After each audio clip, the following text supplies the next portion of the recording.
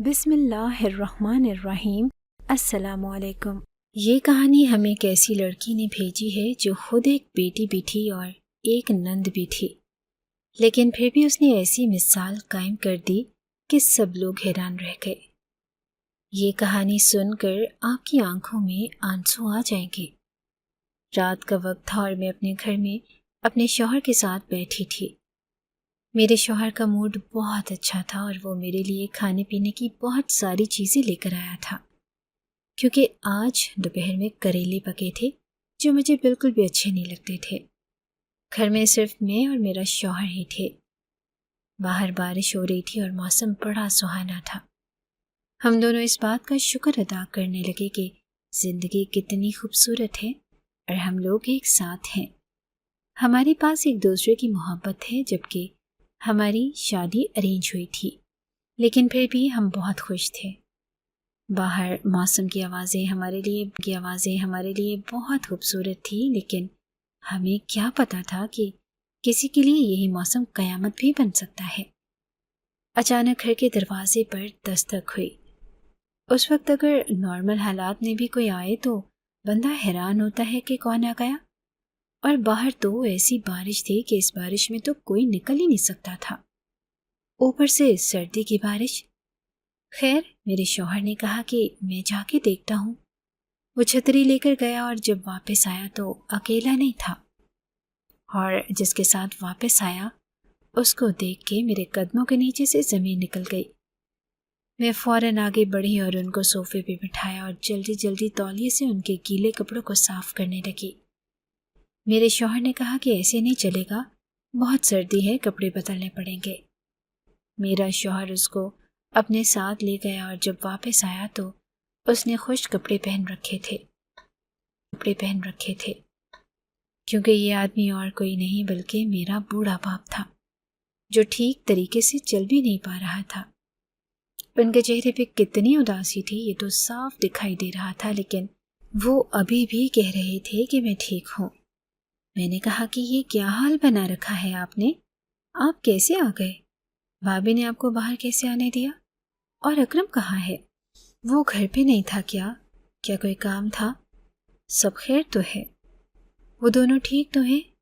میں سوال کرنے لگی تو انہوں نے کہا کہ وہ دونوں ٹھیک ہیں اور میں بھی ٹھیک ہوں، بس بیٹا تیری یاد آ رہی تھی تو تجھ سے ملنے چلا آیا۔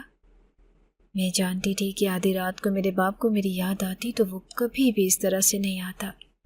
جب پاؤں کی طرف دیکھا تو حیران رہ گئی۔ پاؤں تو سوجا ہوا تھا اور میرے شوہر نے کہا کہ پاؤں تو اس طرح سے تب سوجتا ہے جب ہڈی ٹوٹ جاتی ہے۔ ہم نے پوچھا ہے تو کہنے لگے کہ نہیں، درد نہیں ہو رہا، لیکن پتہ نہیں کیوں ایسا سنائی دیا جیسے کہہ رہے ہوں کہ اب درد سہنے کی عادت ہو گئی ہے۔ خیر، رات تھی اور باہر بارش ہو رہی تھی۔ 12 تو ویسے ہی بج چکے تھے۔ کچھ دیر انتظار کیا اور ان کو کھانا کھلایا، دوائی دی تو وہ سو گئے۔ صبح پہلے ٹائم ڈاکٹر کے پاس لے گئے تو ڈاکٹر نے کہا کہ ہاں، پاؤں میں فریکچر تھا۔ میں اپنے باپ کو اپنے بھائی اور بھابھی کے پاس چھوڑ کے آئی تھی، اور یہ کیسے ہو سکتا تھا کہ ان کی اتنی بری حالت ہو گئی۔ سوچ لیا تھا کہ بھابھی سے جا کے پوچھوں گی کہ آخر انہوں نے میرے باپ کے ساتھ کیا کیا، لیکن جب وہاں گئی تو سامنے کا منظر دیکھ کے سجدے میں گر گئی۔ میری بھابھی کا نام سلمہ تھا اور ہمارے چھوٹے بھائی کی شادی کرنے کا فی الحال کوئی ارادہ نہیں تھا۔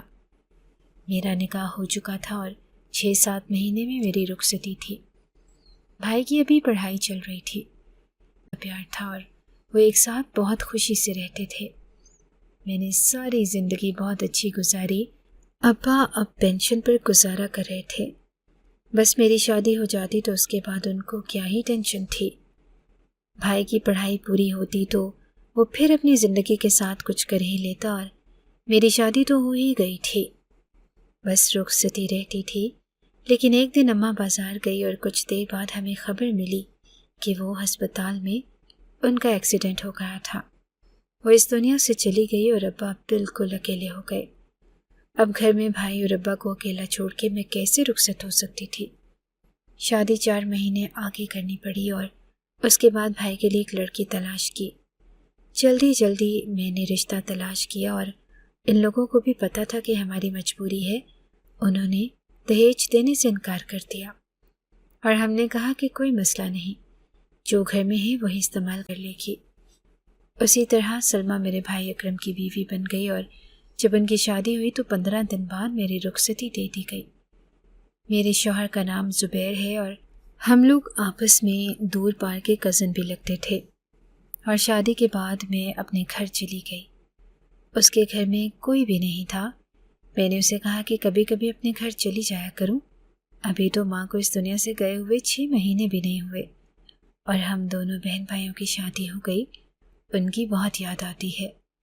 मेरे शौहर ने कहा कि ये कोई पूछने की बात है, तुम्हारा अपना घर है, वो भी और ये भी।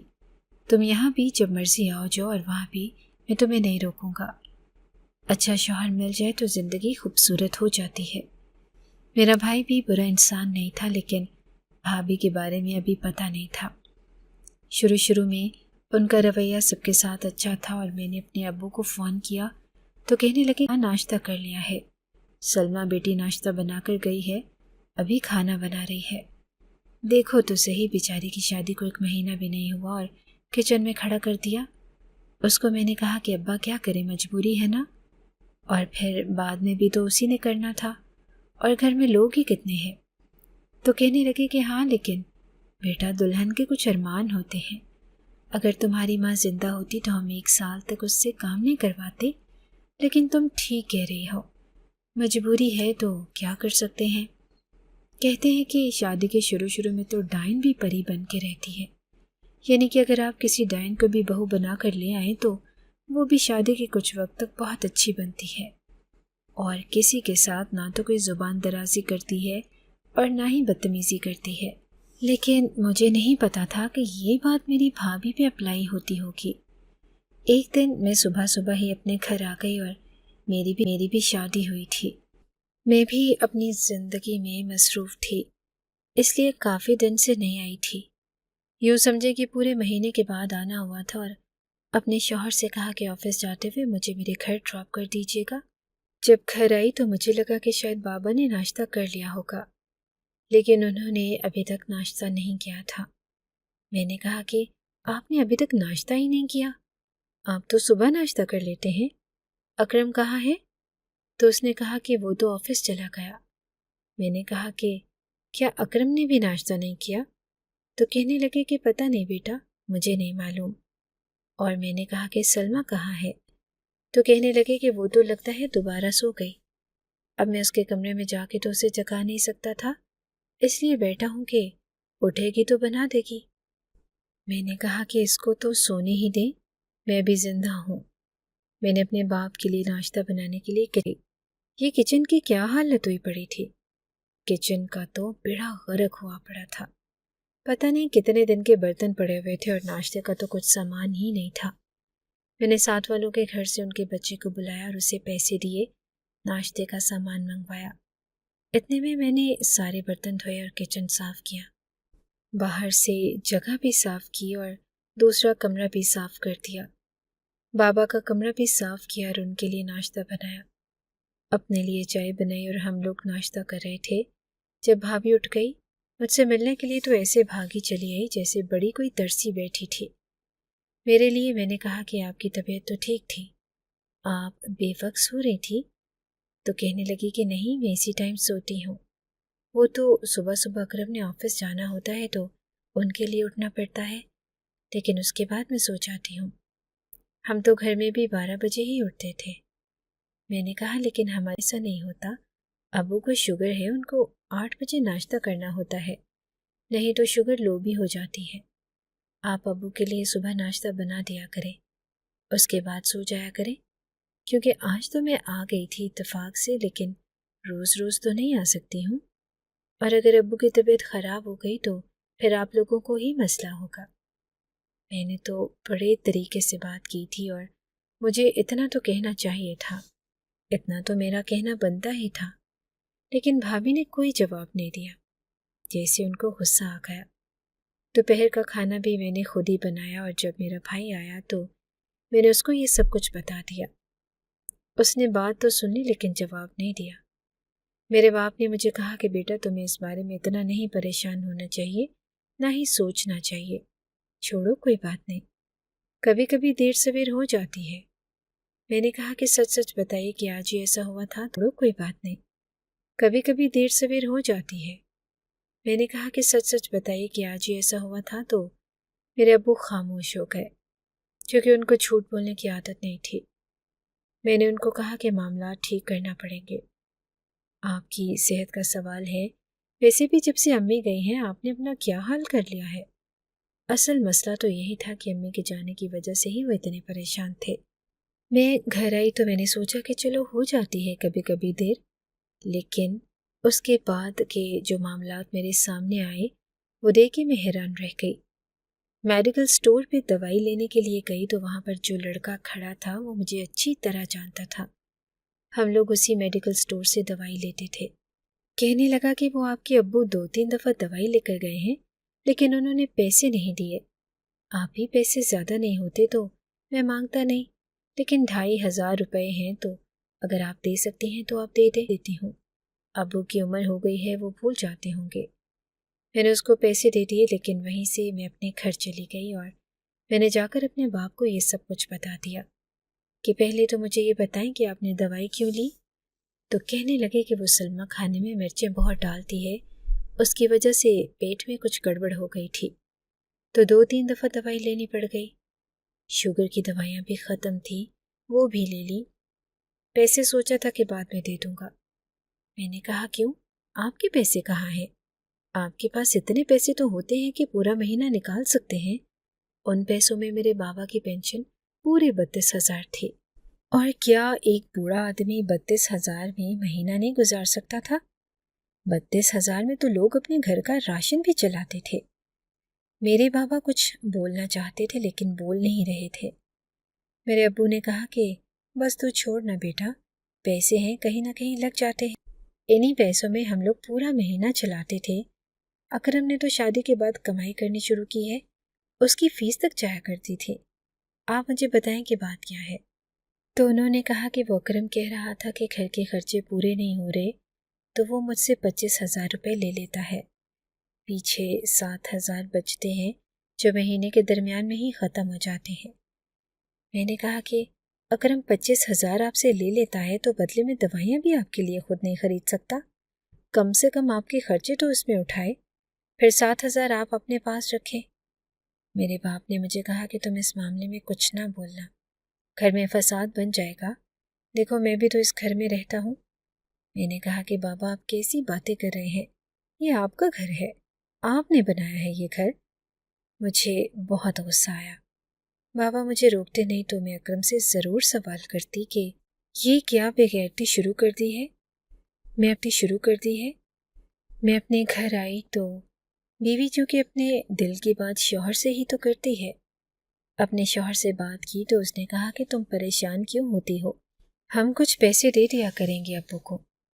मैंने कहा कि आप क्यों पैसे देंगे, आपके ऊपर मेरे खर्चे उठाना फ़र्ज़ होगा लेकिन मेरे घर वालों के नहीं। वो तो मेरा फ़र्ज़ है, मैं सोचती हूँ कोई नौकरी कर लूँ। तो मेरे शौहर ने कहा कि देखो तुम नौकरी करो तो मुझे कोई मसला नहीं। मैंने तुम्हें पहले ही कहा था कि मैं औरतों पे पाबंदियाँ लगाने वाले मर्दों में से नहीं हूँ, लेकिन नौकरी करोगी, टेंशन होगी, आना जाना होगा, तुम पे बोझ पड़ जाएगा। जितने भी पैसे देने हैं वो मैं दे दिया करूँगा, 15,000 काफ़ी रहेंगे। मैंने कहा कि काफ़ी तो होंगे लेकिन मैं आपसे पैसे नहीं लेना चाहती, मेरा दिल नहीं मांग रहा। मेरे शौहर ने कहा कि ठीक है तुम नौकरी तलाश करो। जब तुम रहा मेरे शौहर ने कहा कि ठीक है तुम नौकरी तलाश करो, जब तुम्हें नौकरी मिल जाएगी तो फिर तुम मेरे पैसे वापस कर देना, तब तक मैं दे दिया करूँगा।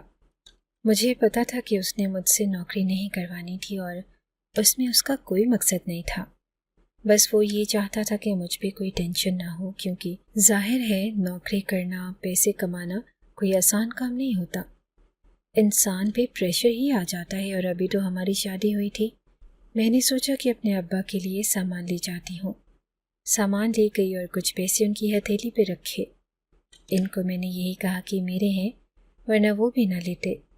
हमारे घर में दामादों की कमाई खाने का कोई रवाज नहीं था और ना ही बहू की कमाई खाई जाती थी। अकरम ने जब ये सब देख लिया और بول پڑا کہ تم کیوں ابو کو پیسے دے رہی ہو؟ ہم مر گئے ہیں؟ میں نے کہا کہ کچھ لوگ مرے نہیں ہوتے، زندہ ہوتے ہیں، لیکن مروں کے برابر کے تم کب سے ابو سے ان کی پینشن لینے لگے، اور وہ بھی ساری کی ساری، اور بدلے میں ان کی دوائیاں تک نہیں پوری کرتے؟ تو اس نے کہا کہ یہ ہمارے گھر کا معاملہ ہے، تم اب اپنے گھر کی ہو گئی ہو۔ میں نے کہا کہ اچھا، تو اس کا مطلب ہے کہ یہ میرا باپ نہیں رہا، میرا بھی کوئی فرض ہے اور کوئی حق بھی ہے، وہی پورا کرنے کے لیے آئی تھی۔ تم لگے رہو اپنی حرکتوں پہ اور اپنی بیوی کی باتیں مانو اور اپنے لیے دوزخ کماؤ۔ پھر ہم دونوں بہن بھائیوں نے لڑنا شروع کر دیا۔ میں ویسے بھی بڑی تھی اور اسے میرے سامنے اس طرح کی باتیں نہیں کرنی چاہیے تھی۔ اس کی بیوی بھی ساتھ ہی کھڑی تھی اور اس کے چہرے پہ عجیب سی شیطانیت تھی۔ جب ہم لوگوں نے زیادہ جھگڑا کیا تو میرے ابو نے ہی کہا کہ نہیں لڑو آپس میں، اور تم لوگوں کو لڑتا ہوا دیکھ کے میرا دل پھٹا جا رہا ہے۔ تو ہم لوگ چپ ہو گئے۔ وہ اپنے کمرے میں چلا گیا۔ میں نے کہا کہ اس کے منہ پہ مارا کریں پیسے، چن ڈال دی ہے کہ کوئی نہ کوئی نوکری مل جائے گی، میں آپ کو پیسے دے دیا کروں گی، اس کو پیسے ایسے دیا کرے جیسے کسی جانور کے آگے کھانا پھینکتے ہیں، شاید اس کی غیرت جاگ جائے۔ میرے بابا نے کہا کہ بیٹا تم کیوں غصہ ہوتی ہو، ابھی تو تمہاری شادی ہوئی ہے، تم اپنی زندگی آرام سے گزارو۔ باقی تم نے وہ بات نہیں سنی کہ ایک باپ 7 بیٹوں کو مل کے پال سکتا ہے، لیکن 7 بیٹے ایک باپ کو مل کے نہیں پال سکتے۔ سب کے ساتھ ایسا ہی ہوتا ہے بیٹا، بڑھاپا بڑی چیز ہے، اور تیری ماں بھی تو مجھے چھوڑ کے چلی گئی نا، 2-4 دن کی زندگی رہ گئی ہے، وہ بھی گزار لوں گا۔ جب بابا نے ایسی بات کی تو میری آنکھوں میں آنسو آ گئے۔ ابھی تو ہم اپنی ماں کے غم کو بیٹھے رو رہے تھے اور وہ ایسی باتیں کر رہے تھے۔ میں نے جب رونا شروع کر دیا تو میری بھابھی کی آواز آئی۔ اس نے کہا کہ دیکھو باہر بیٹھ کے تمہاری بڑی بہن کیسے کیسے ڈرامے کر رہی ہے۔ میں نے سن لیا اور میں اٹھ کے جانے لگی، لیکن میرے بابا نے مجھے روک لیا اور کہا کہ ان کو ان کے حال پہ چھوڑ دو۔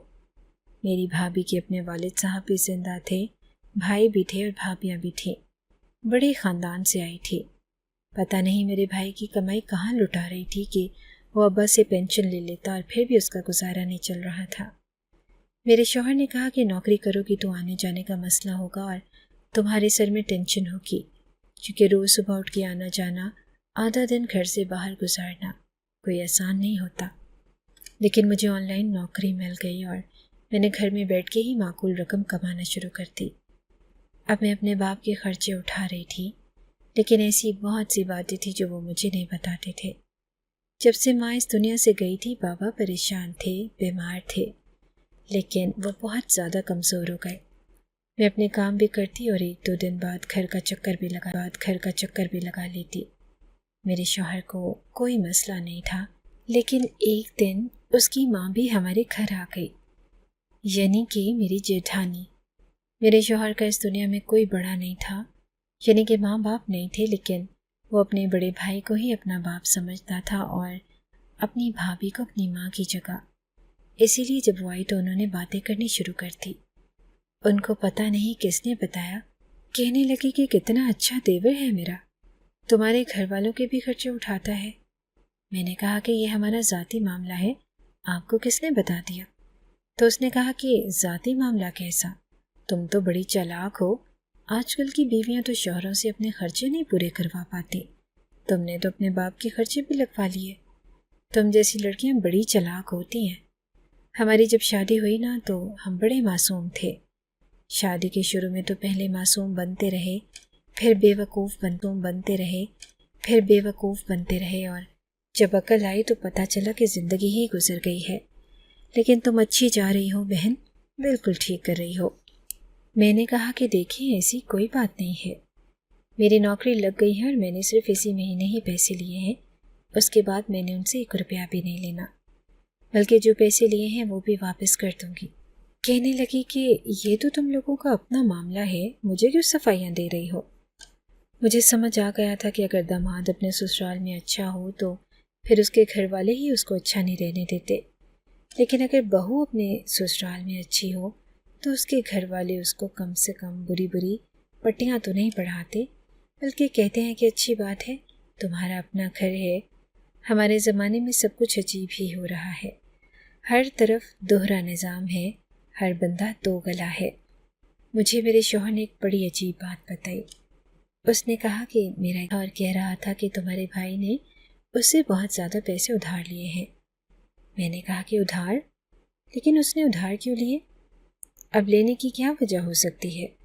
تو کہنے لگا کہ پتہ نہیں تھا، اور اپنے بھائی کو باتوں باتوں میں کہہ دینا کہ یہ آدمی بڑا بدتمیز ہے، جب کوئی اس سے پیسے لیتا ہے تو پھر وصولی کرنے کے لیے گھر تک پہنچ جاتا ہے، اور اگر یہ تمہارے گھر کا دروازہ بار بار بجائے گا تو بدنامی کس کی ہوگی؟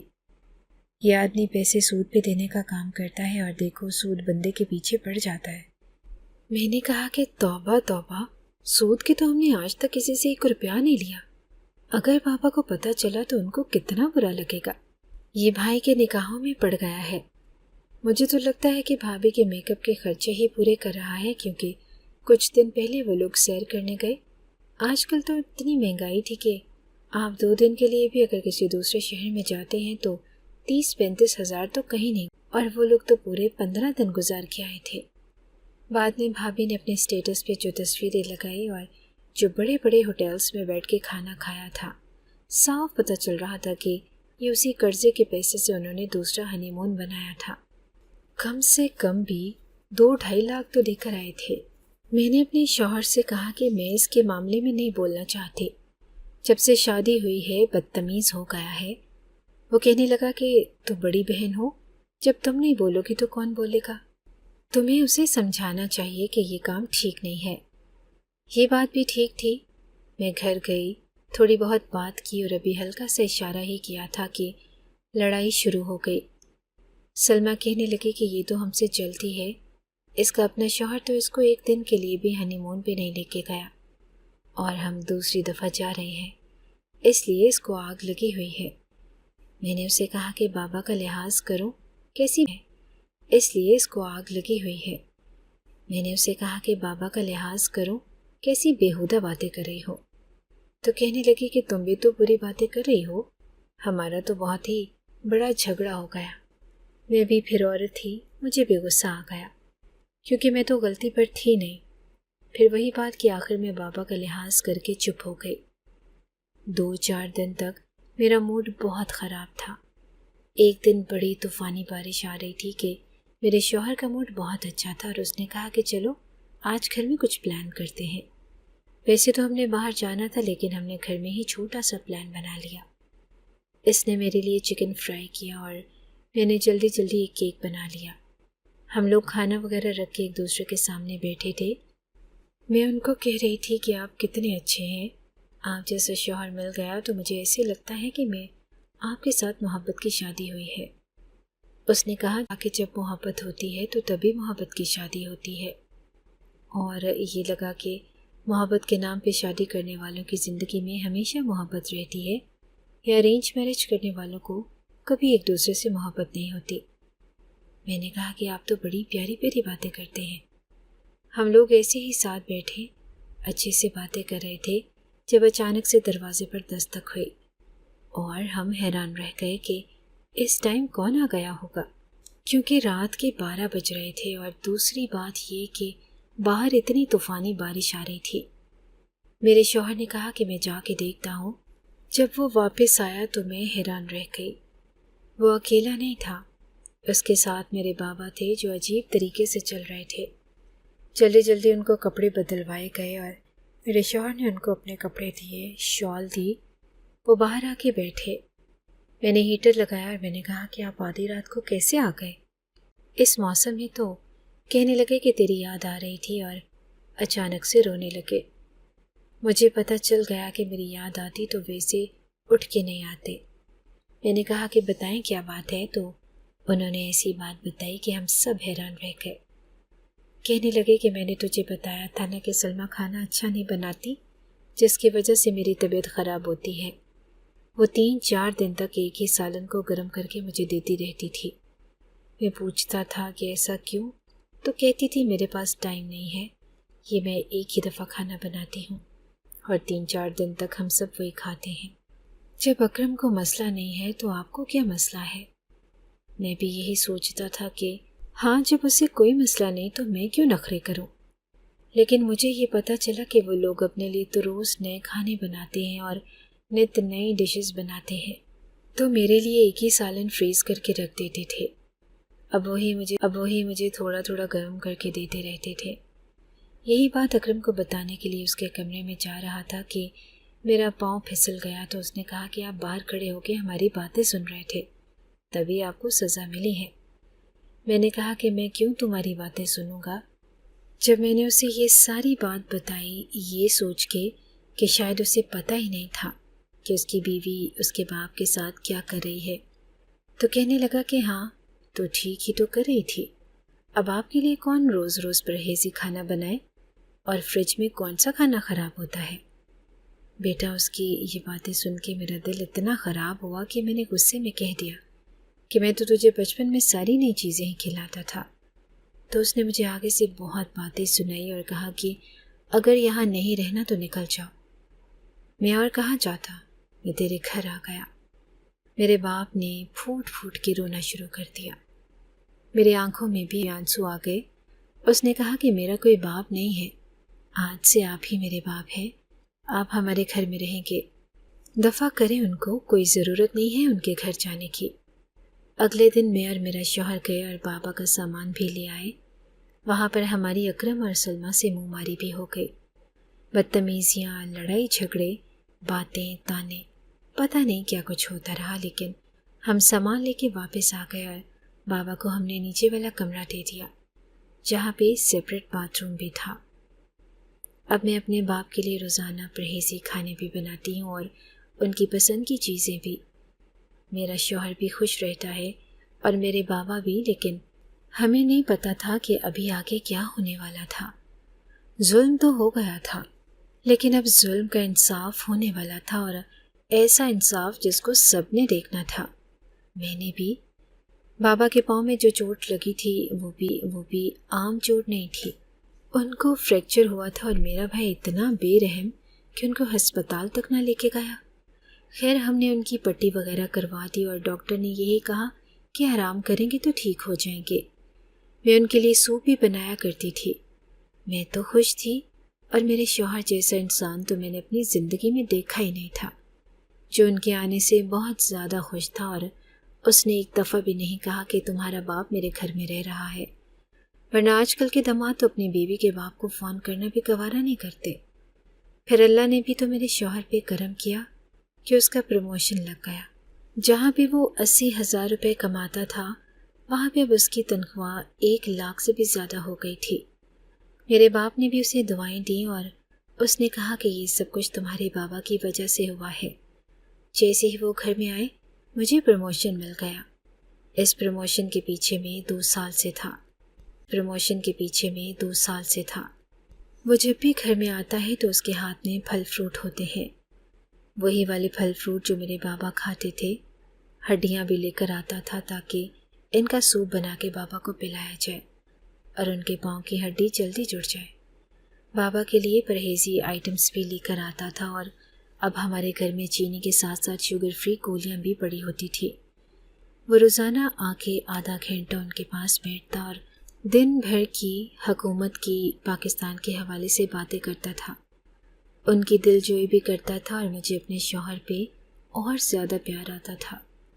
میرے بابا کا سامان جب میں نے ان کے کمرے میں رکھا تو مجھے ان کے بکسے سے ایک پرائز بانڈ ملا۔ میں نے کہا کہ یہ کیا ہے بابا؟ یہ تو بڑا پرانا ہے اور ہے بھی پورے 15,000 کا، اس کو واپس کرتے ہیں، 15,000 مل جائیں گے۔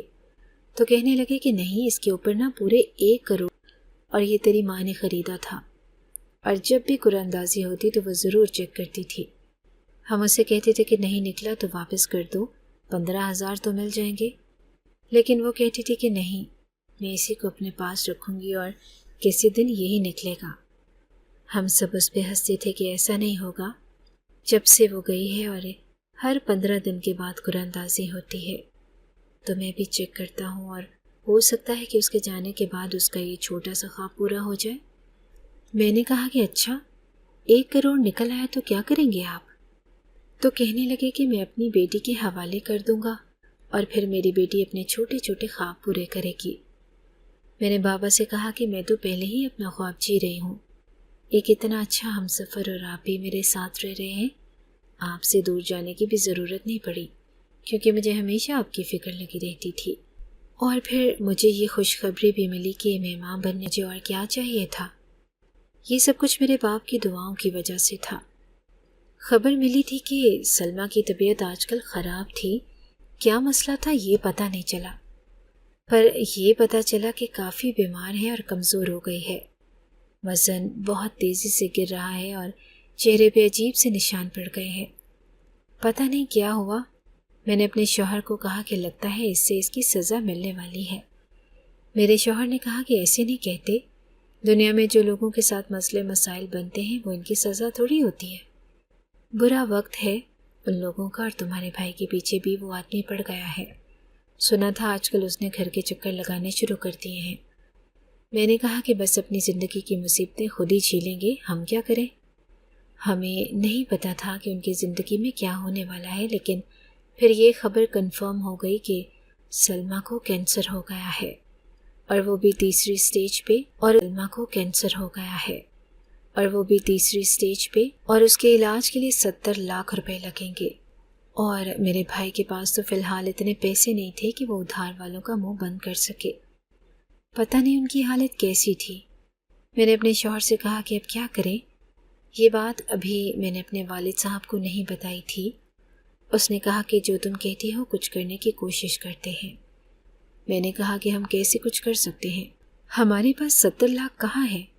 اور ہمارے گھر میں تو ولادت ہونے والی ہے، ہمیں تو 1-1 روپے کی ضرورت ہے۔ سلمیٰ کی حالت بہت بری تھی۔ محلے والوں نے بتایا کہ اس کے گھر سے رونے چلانے کی آوازیں آتی ہیں اور تمہارا بھائی روز اس کے ساتھ لڑائی جھگڑا کرتا ہے۔ سننے میں آیا کہ وہ اسے طلاق دینا چاہتا ہے کیونکہ وہ اس کا علاج نہیں کروا سکتا۔ کہتا ہے کہ جو میرے پاس ہے وہ میں تم پہ لگا دوں گا، تو اتنے پیسے میں تو میں دوسری شادی کر لوں۔ ویسے بھی تمہارے ہاں کون سی اولاد ہو رہی ہے؟ 1.5 سال ہو گیا ہے شادی کو، لیکن اولاد بھی اسی لیے نہیں ہو رہی تھی کیونکہ بھابھی کے اندر یہ بیماری پہلے سے ہی تھی، اور کینسر ایسی بیماری ہے جس کا پتہ تب چلتا ہے جب اس کی سٹیجز آگے ہو جاتی ہیں۔ بہت ہی کم لوگ ہیں جن کو پہلے پتہ چل جاتا ہے۔ مجھے ہمسائی نے سلمیٰ کی تصویر دکھائی تو میں حیران رہ گئی۔ وہ تو ایسی لگ رہی تھی کہ جیسے بوڑھی ہو گئی ہے، اور میرا بھائی اس کو طلاق بھی دینے والا تھا۔ کہتا تھا کہ اس کے ساتھ نہیں رہنا، اس پہ پیسے لگا کے کیا کروں گا، بس وہی درد میں پڑی رہتی تھی، اور وہ اسے درد کی دوائی لا دیتا تھا یا تھوڑی بہت دوائیاں۔ ہم صحیح کہہ رہے تھے کہ اگر اس کا پراپر علاج نہیں ہوا تو وہ تو ویسے ہی مر جائے گی۔ میں اس کے ساتھ فون پہ بات ہی کر رہی تھی۔ میں نے کہا کہ کیا کر سکتے ہیں؟ اگر ہم مدد کرنے کی کوشش کریں بھی، میرے پیچھے کوئی کھڑا ہے اور میرے پیچھے کوئی نہیں کھڑا تھا۔ خیر، میں اپنی زندگی میں مصروف ہو گئی۔ میں نے اپنے بچے کے لیے شاپنگ کرنی شروع کر دی، اور میرے بھائی کو قرض داروں نے گھیر لیا۔ اس نے ایک بندے سے قرض نہیں لیا تھا، پتہ نہیں کتنے لوگوں سے لیا تھا، اور اس نے اپنی بیوی کے لیے سونے کے زیورات بنوائے تھے۔ پھر وہ بیچ کر اس نے قرض اتارے، لیکن سود کے پیسے ابھی بھی اس کے پیچھے پڑے ہوئے تھے۔ اس کے حالات بہت برے ہو گئے، اور میں کہیں نہ کہیں دل میں یہی سوچ رہی تھی کہ باپ کو ایسے ذلیل کر کے گھر سے نکالنے والوں کے ساتھ یہی ہوتا ہے۔ لیکن پھر مجھے ہمسائی نے بتایا کہ سلمیٰ کا علاج شروع ہو گیا ہے۔ میں نے کہا کہ کون کروا رہا ہے؟ تو کہنے لگی کہ پتہ نہیں۔ میں نے کہا کہ کیا اپنے گھر چلی گئی ہے؟ تو اس نے کہا کہ نہیں، اسی گھر میں رہ رہی ہے، نرس بھی رکھی ہے اور علاج ہو رہا ہے۔ اس کو روزانہ ہسپتال جاتی ہے، وہ ہوتی ہے نا کچھ کیمو تھراپی۔ میں کہہ رہی تھی کہ وہی شروع ہوئی ہے، اور کہہ رہے تھے کہ پہلے سے تھوڑا فرق بھی پڑ گیا ہے، جان تو بچ جائے گی اس کی۔ میں نے کہا کہ لیکن علاج کروا کون رہا ہے؟ کہیں سے پتہ کر کے بتا سکتی ہو؟ تو اس نے کہا کہ نہیں، ابھی تو مجھے بھی نہیں پتا، ہاں پر میں کوشش کروں گی کہ کہیں سے مجھے پتہ چل جائے۔ لیکن جب سے اس کو پتہ چلا ہے کہ میری تمہارے ساتھ دوستی ہے، میں جاتی ہوں تو وہ میرے ساتھ زیادہ دل کی باتیں نہیں کرتی، چپ چاپ رہتی ہے، اور سننے میں آیا ہے کہ اس کے شوہر کے قرضے بھی کسی نے اتار دیے ہیں، وہ بھی اب پہلے سے بہتر ہو گئے ہیں، اور سلمیٰ کو کہتا ہے کہ تمہیں نہیں چھوڑوں گا، بس تم جلدی سے ٹھیک ہو جاؤ۔ میں نے کہا کہ ایسی بات ہے تو ٹھیک ہے، کسی کا گھر نہیں برباد ہونا چاہیے، لیکن ان کے اوپر اتنا کرم کہاں سے ہو گیا؟ یہ تو صرف سزا کے حقدار تھے۔ یہ بات میں نے اپنے شوہر کو بتائی تو وہ بھی حیران ہوا۔ پھر اس نے کہا کہ ہو سکتا ہے کہ سلمیٰ کے گھر والوں میں سے کسی نے مدد کی ہو۔ میں نے کہا لیکن وہ تو بہت بڑے غریب لوگ ہیں، ان کے گھر میں تو کوئی بھی ایسا نہیں جو باہر کے ملک میں ہو تو وہاں سے پیسے بھیج رہا ہو۔ میرے شوہر نے کہا کہ چھوڑو، جو بھی معاملہ ہے ہمیں کیا۔ میں نے کہا کہ کیوں چھوڑوں؟ انہوں نے بابا کے ساتھ کتنا برا کیا، آپ کے سامنے تھا سب کچھ۔ میں وہ رات کیسے بھول سکتی ہوں جب وہ ایک پاؤں کے ساتھ لنگڑا کے اس کالونی سے یہاں تک آئے۔ ان کے پاس تو ٹیکسی میں بیٹھنے کے پیسے بھی نہیں تھے۔ ماں باپ کے ساتھ برا کرنے والوں کے ساتھ اچھا کیسے ہو سکتا ہے؟ ان کے ساتھ کبھی اچھا نہیں ہونا چاہیے۔ میں ان کی جان کی دشمن نہیں ہوں، میں چاہتی ہوں کہ وہ بھی زندہ رہیں، لیکن ان کو احساس ہونا چاہیے۔ یہ کیا ہوا کہ 4 دن کی مصیبت پڑی اور پھر ان کے ساتھ اچھا معاملہ ہو گیا؟ میرے شوہر نے کہا کہ تم بہت غصہ کر رہے ہو اور اس وقت غصے کی معاملہ ہو گیا۔ میرے شوہر نے کہا کہ تم بہت غصہ کر رہے ہو اور اس وقت غصے کی وجہ سے کہہ رہی ہو۔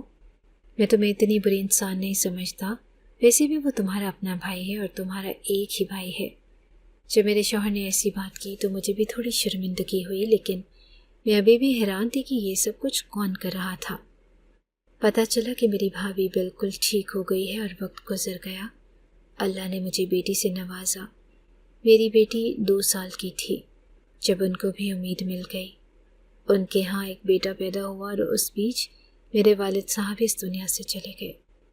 وہ لوگ جب میت پہ آئے تو میں غصہ ہو گئی اور میں نے کہا کہ تم لوگوں کو کیا ضرورت تھی آنے کی؟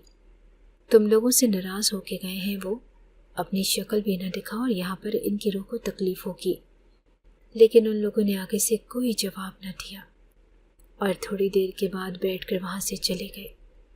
ایک دن میں بہت پڑھے کے علاوہ اس دنیا میں کوئی نہیں ہے اور میرا بھی کوئی نہیں۔ چلو ان کے گھر چلتے ہیں ان سے ملنے کے لیے، وہی ہمارے اپنے ہیں۔ کبھی آنا جانا کر لیتا ہے انسان، کبھی ملاقات ہو جاتی ہے۔ رشتوں سے ناراض رہیں تو اللہ ناراض ہو جاتا ہے۔ میرا بھی دل پگھل گیا اور میں نے کہا کہ ہاں چلتے ہیں۔ ان کے گھر چلے گئے اور بچوں کو بھی ساتھ لیا اور ان کے بیٹے کے لیے بھی کچھ سامان لے لیا۔ جب وہاں پر گئے تو وہ لوگ بھی خوش ہو گئے۔ انہوں نے آگے سے ایسی کوئی بات نہیں کی کہ آپ لوگ تو ناراض تھے، آج کیسے آ گئے، اچانک کیسے آ گئے۔ ہاں وہ لوگ حیران ضرور تھے لیکن انہوں نے ظاہر نہیں کیا۔ ہم لوگ بیٹھے باتیں کر رہے تھے جب میں نے بھائی سے پوچھا کہ بیٹے کا نام کیا رکھا ہے تو بھائی کے بجائے بھابھی نے جواب دیا اور کہا کہ وجاہت خان نام رکھا ہے۔ میں حیران رہ گئی۔ میں نے کہا کہ یہ تو ہمارے والد صاحب کا نام تھا، تم نے اس کا نام وجاہت کیسے رکھ لیا؟ تو کہنے لگی کیونکہ انہی کی وجہ سے تو آج یہ دنیا میں آیا ہے۔ میں نے کہا کہ میں سمجھی نہیں۔ اس نے کہا کہ میں مانتی ہوں کہ میں تمہارے باپ کے ساتھ بہت برا کر چکی ہوں، میں بس ان کو اس گھر سے نکالنا چاہتی تھی، اس لیے ان کے ساتھ برا کر رہی تھی تاکہ وہ خود ہی یہ گھر چھوڑ کے چلے جائیں، اور میں کامیاب ہو گئی۔ لیکن جب مجھے کینسر ہوا اور میرے شوہر نے ہی میرا ساتھ دینے سے انکار کر دیا، یہاں تک کہ میرے ماں باپ نے بھی کہا کہ لگتا ہے تیری زندگی اتنی ہی تھی، اب ہم لاکھوں روپے کہاں سے لائیں؟ تو تب وہ آدمی جس نے میری مدد کی اور جس نے میرے شوہر کے قرضے اتارے کوئی اور نہیں بلکہ تمہارا باپ ہی تھا۔ ان کا وہ پرائز بانڈ نکل آیا تھا اور انہوں نے 1 کروڑ کا انعام جیتا تھا۔ 70-80 لاکھ مجھ پہ لگا دیے اور باقی پیسوں سے قرضے وغیرہ اتار دیے۔ انہوں نے ہی ہماری مدد کی تھی۔ ہم بہت شرمندہ تھے، اس لیے دن رات روتے تھے اور وہ ہم سے ملنے آیا کرتے تھے۔ انہوں نے کہا کہ یہ بات کبھی بھی کسی کو نہ بتانا، اور آج تم نے پوچھا تو میں نے بتا دیا۔ میں ٹھیک ہوئی، میری صحت اچھی ہوئی تو اس کے بعد ہی تو میرے ہاں اولاد پیدا ہوئی، اسی لیے میں نے اپنی اولاد کا نام وجاہت رکھا ہے، اور میں چاہتی ہوں کہ یہ تمہارے باپ کی طرح ہی ایک اچھا بہادر انسان بنے۔ یہ سن کے میں بھی حیران تھی۔